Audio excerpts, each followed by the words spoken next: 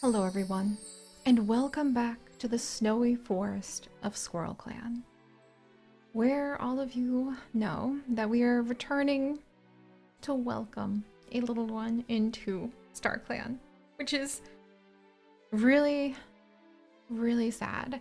And it is actually the first death that we have officially had in Squirrel Clan. And to imagine that of all of the cats, it would have been little Pepperkit.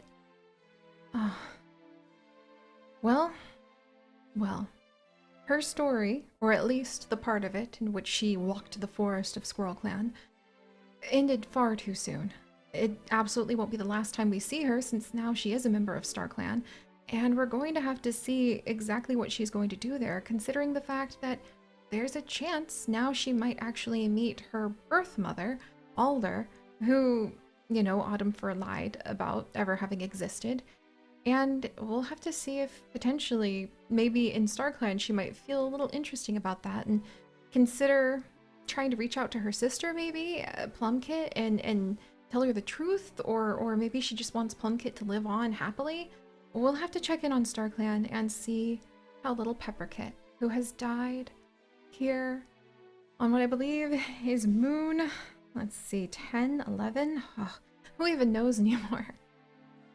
But she has died in the first year of Squirrel Clan of Green Cough. The green cough that, of all things, she ended up catching after playing with Prancetail and Bloom Coral when they left the Medicine Cat den, despite the Medicine Cat wanting them to go ahead and rest, and they played with the kittens at the nursery, even though Prancetail knew she was sick.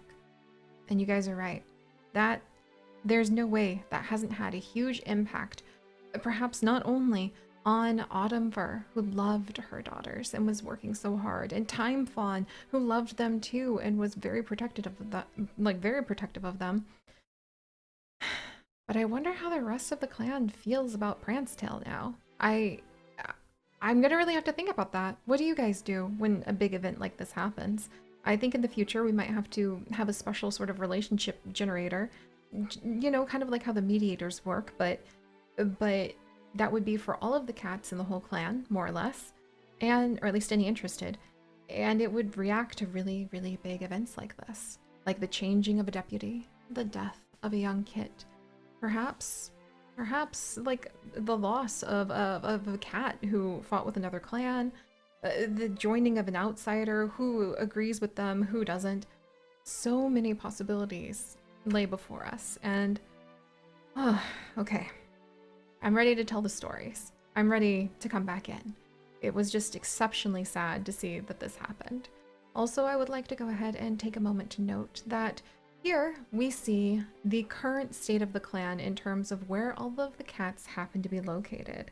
And once more, we want to go ahead and make note of that, because that, to me, adds a lot to the immersive roleplay, and it also gives us chances for story opportunities, and it also goes ahead and,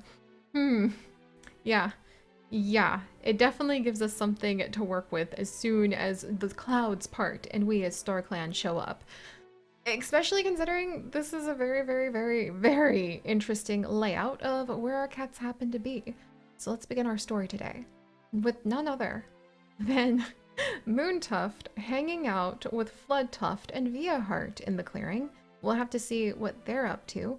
It seems that those tend to be the more serious cats of the clan, and Moontuft, I know I've so far felt that he's been pretty nefarious, but honestly, I'm willing to go ahead and give him a chance. I'm willing to go ahead and allow this disgraced deputy with the mysterious bite to go ahead and show us that he's trustworthy somehow.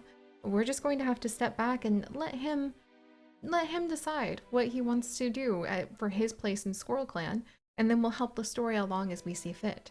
Also, Eddie Leaf is actually, she's hanging out inside of the Elder's Den, which is currently empty, and I find that quite amusing because when we look at her in just a moment, you'll see that she's feeling very overworked. I think with so many of the clan cats sick and so many new ones coming in who need training and they need to get used to the border patrols, Eddie Leaf, she just barely became a warrior, and I think she's just feeling super overworked, and the state of the clan is somewhat in a very sad moment.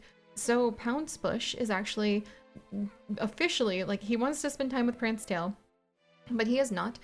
because he is responsible, and so he is actually here with Chestnut Star and, to my surprise, Primrose Paw, hanging out inside of the leader's den, discussing what to do now that we have lost a kit to Greencough, now that we have more new strangers in the clan that we need to go ahead and show around. I think Poundsbush is extremely nervous, and well, I think he's nervous might be too strong a word, but I think that he just feels that something doesn't quite click when it comes to Moontuft here.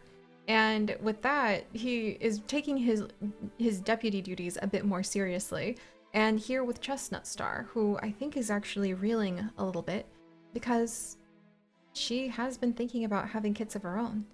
To see one of the first little ones who was raised in the clan, if not born in the clan, die, I think it's making her stutter a bit and realize that perhaps she really needs to turn her attention and her mind to helping her clan develop and become stronger. Because if she couldn't protect one single tiny kit here in the safety of the Squirrel Clan camp, here in the heart of their territory, how could she possibly think about having the opportunity to find love and to raise a family? So, with those two taking life more seriously, I think that it's very interesting that while they're discussing the future of the clan and how to best guide them, we actually do have Primrose Kit visiting, or excuse me, Primrose Paw visiting with them, even though her mentor, Time Fawn, is not currently with them, which is completely understandable since he'll be in mourning. Time Fawn is actually curled up at the back of the warrior's den, as you guys can see, and I think he's just kind of in the shadows trying to process the fact that one of his daughters has just died. But you guys will see. Look, I love Bloom Coral, and I love his playfulness. I love how Honeywing has a very light-hearted personality, and I love how Prancetail is super playful too. But just pay attention to this, will you? Time Fawn, who just lost a daughter, is here in the shadow of the warrior's den, and well, you'll see what these three are up to in just a second here. And finally, we have little Plumkit alone by herself in the nursery. I do think that she's actually going to feel extremely lonely, and we'll have to see if it makes her want to go ahead and perhaps befriend another cat of the clan. And over in the medicine cat den, we have a stunned Autumn Fur, who I think is feeling pretty broken right now. And we'll discuss more about how she feels about the loss of her kit, about perhaps a feeling of being rejected by StarClan, since she's been trying so hard to be an assistant medicine cat, if not become a medicine cat herself, for so many moons now, but she hasn't been able to gather herbs correctly. And when StarClan finally appeared, like they were going to give her a vision, the cat in the vision turned its back on her and walked away. And that was right before this happened. So I think that Anfer, she's got a lot to process, and even though you would think she would take the anger out on Bloom Coral and Prancetail for having given her daughter Greencough in the first place, actually, I think right now she's just feeling mostly broken and rejected by StarClan themselves. Not that they're evil, but that perhaps something she's done has made her unworthy. With that said, I do find it quite kind that Tangle Spring, I mean, perhaps she's just there for her creaky old vengeful bones, is in the medicine cat den visiting with Floodfern right now. I would like to assume that perhaps Tangle Spring is there just for a moment to go ahead and try to console this poor mother who has just lost her kit. So with all of that laid out, and I'm actually going to start taking screenshots of the start of all of our adventures with our wonderful Squirrel Clan, because I really, really want to place a lot of emphasis on how interesting and potentially important each of these immediate snapshots as soon as we join is, just because it offers so much story potential. So I will be using this as kind of like a storyboard, and I will be taking a screenshot so that it will always be linked to that episode so that you guys will always be able to see how the cats were moving around themselves, causing drama. For example, I really feel like Moontuft is trying to get Via Heart, who's an extremely strong, strict hunter, and Floodtuft kind of on his side. I don't think it is a secret that Moontuft he liked being deputy, and he would like to have the position again. And when he sees that Pouncebush is younger and weaker than him, it's not like he doesn't like Pouncebush, and it's not like he's power hungry per se. He just thinks he could do a better job. So if he could win a few more of the cats over to his side and prove that he could be the better deputy, and maybe one day the better leader, then we'll have to see what happens. But alright, so all of that said, let's go ahead and we're actually going to check on what all of the cats are thinking about now that we know where everybody is laid out. And then I'm going to bring myself to do something very difficult, and we are going to read through the mourning ceremony for young Pepperkit, and then we're going to see her in StarClan. So, all right. Chestnut Star woke up on the wrong side of the nest. Yeah, I think that she just feels like everything is going wrong, and I think it's actually making her realize that perhaps she needs to start training harder. She needs to do more border patrols, and maybe she needs to make sure that there is an assistant medicine cat who can really be competent at what they do, because they don't even have enough herb stores. I think she's really getting out of her own head, and this would be very jarring and break away from how she kind of has been caught up in memories of her former life. This would definitely drag her right into the present. And Pouncebush is gossiping. To be honest, I kind of feel like he might be gossiping about his suspicions about Moontuft, but I might have to roll a random generator to see, like, actually, we could do this.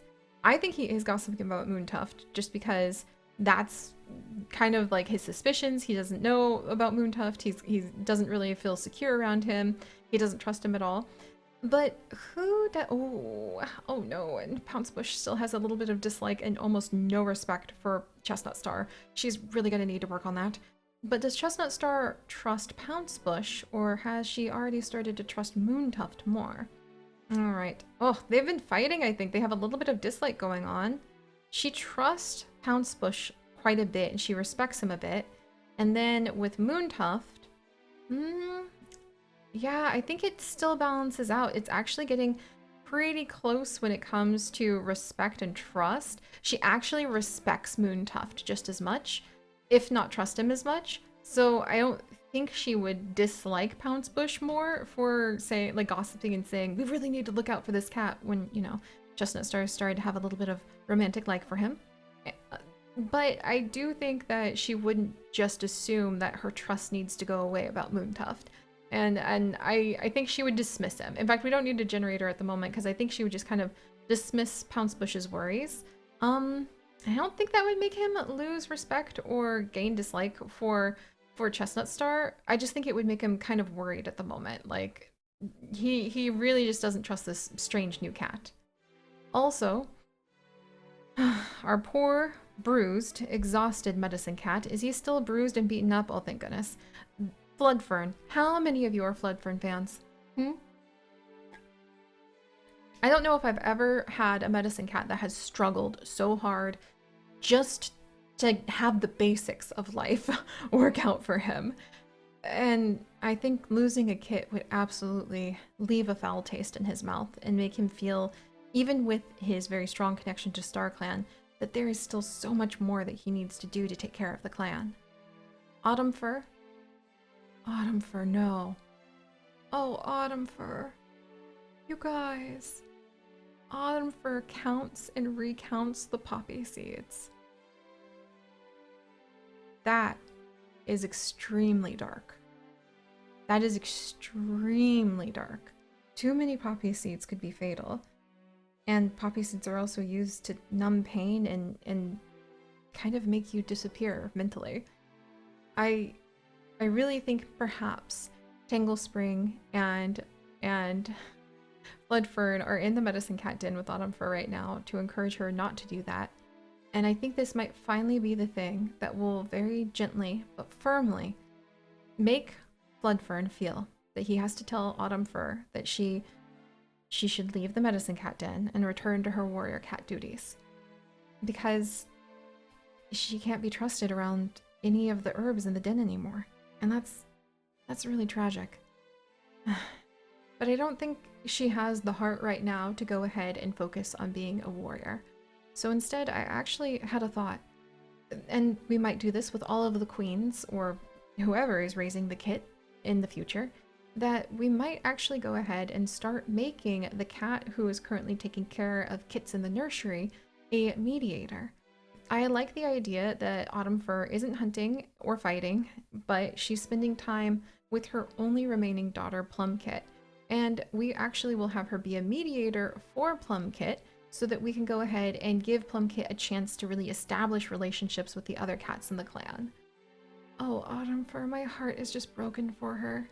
I have a feeling she would want to request a new name from Chestnut Star, but something about perhaps the snow, winter, loss, leaf being dry. What do you guys think? I don't think that Chestnut Star would let her have a new name and let her slip that far into mourning. But what name do you think Autumn Fur would want to take to represent how sad she is? Time Fawn, meanwhile, is wondering what Chestnut Star is thinking.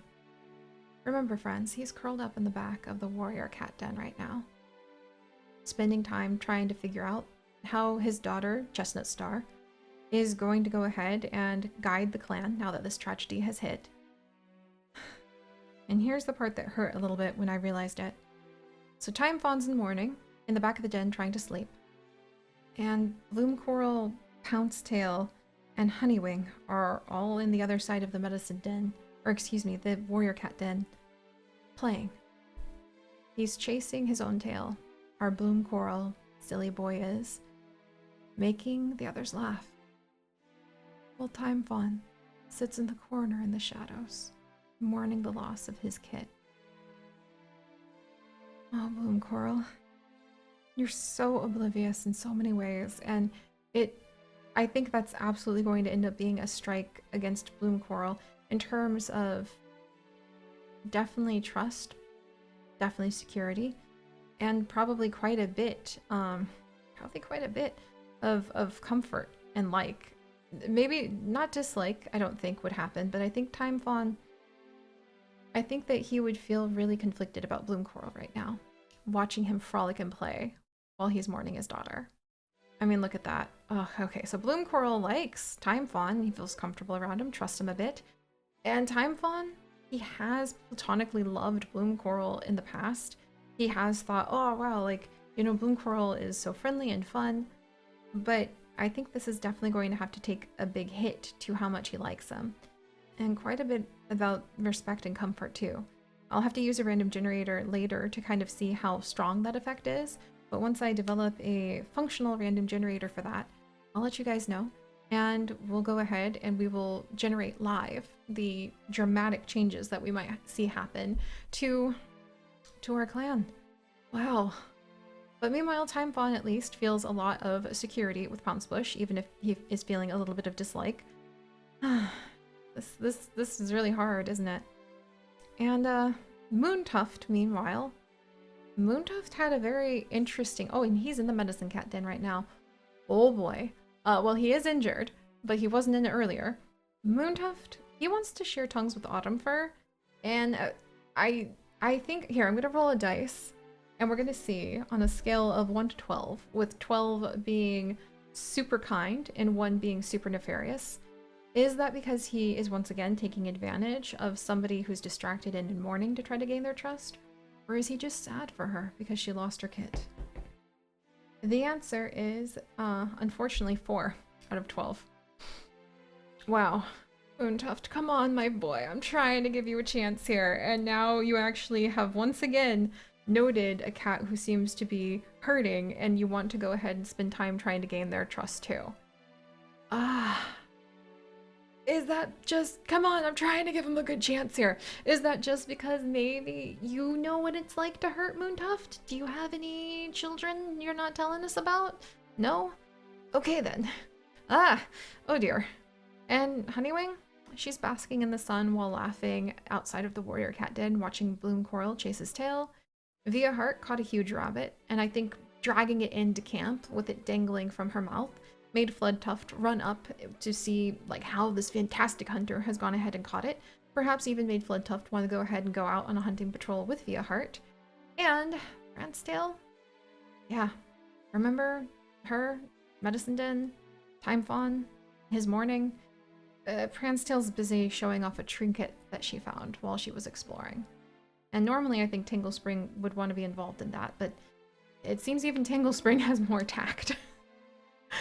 Oh, why do we have three really, like, playful but kind of very hurtful through their obliviousness cats in the clan, huh? Meanwhile, Floodtuft wishes that he was still in his nest sleeping. I think that actually I'm just going to interpret that as he is feeling like he's really cold. But, you know, you have to do what you have to do, and he is extremely bold and smart, so I could see him deciding the best thing for him to do would be to go out on a hunting patrol with Thea Hart. Eddie Leaf, as I mentioned, is feeling overworked and hiding inside of the Elder's Den. And Primrose Paw is watching... Oh. Primrose Paw is watching and learning from Moontuft. Do you have any relationship with him yet? You do not.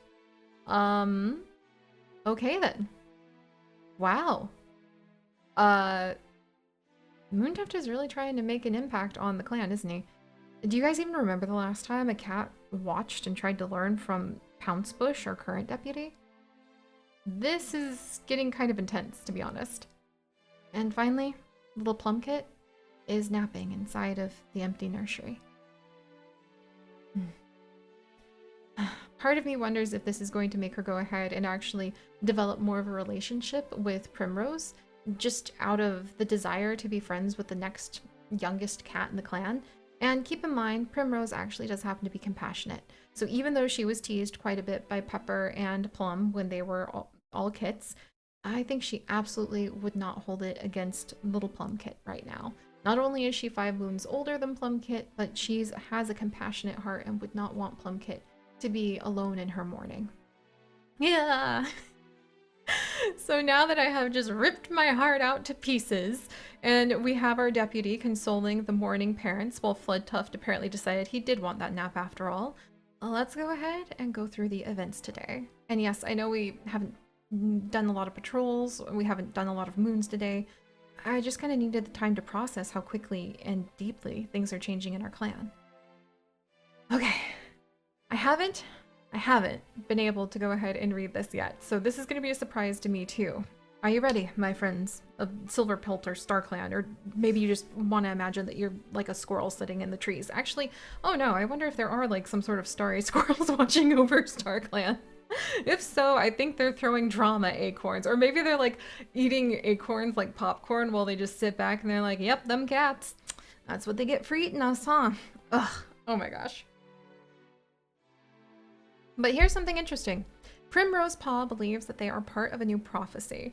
I wonder if that means Primrose Paw feels called to possibly be a medicine cat. I have been thinking about that. She's super compassionate. Seeing like one of the kits pass away, knowing that Floodfern, pardon me, is so overworked, I think that maybe Primrose Paw wants to go ahead and she actually does want to become a medicine cat. That's how I might interpret that. We might take a little peek at that in just a moment. Meanwhile, Floodfern's bruises are gone, and Pepperkit died of green cough. And here we go. Here we go. The part I wanted to get to kind of last of all, because it's so sad. Autumn fir wails when they see the body of Pepperkit, still and cold in the clearing. They sit vigil that night as grief fills their heart. Autumn fir spends time by herself, letting herself mourn Pepperkit and the time they should have had together. No one can begrudge them the need to grieve. When Time Fawn hears the news of Pepperkit's death, he collapses and wails as though his own life was ending. Some of the memories shared at Pepperkit's vigil make Time Fawn laugh. Some cry. Most do both, as Time Fawn marvels at what a special cat Pepperkit was. And there she is, sitting up in StarClan, rolling around on the ground. The impulsive little kit who is now under the watchful eye of Vinefoot. But friends, one has to wonder, what would happen? What would happen if she did happen to meet her birth mother, Alder? So, That's where we are right now, my friends. Oh my gosh. We're gonna leave things here for just a moment because there's a lot of tweaking and editing that I need to do to the relationship files before we carry on with our patrol and we carry on with our mediating. But I have a feeling things are going to start to pick up from here. And next time, we're actually going to see how many of the kits survived in that cabin, and we're going to see what happened to them. Because I think all of this going on, the thought of kits reminded Chestnut Star that there were those abandoned kits at the cabin, and she hasn't had any kits of her own since then. So I think she's wondering what happened to them. Yeah, this was so sad. But alright, my friends, thank you so much for joining us. If you could, let me know what you think of where Pepperkit might go in StarClan, and what you think of the way Moontuft has really settled in, and what Autumnfur's future might look like. And I'll see you guys next time. Bye-bye.